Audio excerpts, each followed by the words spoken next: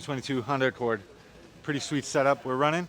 The patented Muffy D, whoosh, chopping off the Muffies. Matt's getting ready for it. He was trying to listen to music, but we did a video on a Honda Accord for you guys, all right? He's not looking too happy about it, but we gotta do it for you guys, because some of you guys have Honda Accords out there. You gotta stay humble, guys, all right? Stay humble with your Honda Accord.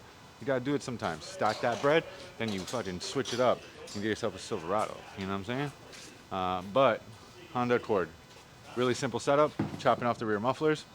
You saw Matt just marked it.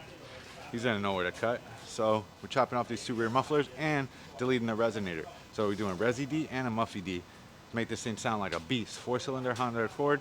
This thing is the ultimate reliability machine right here. So if you wanna make some noise, make it sound good, muffler resonator delete. Cheap, all right? Under 300 bucks and sounds like a full catback, which is pretty sweet.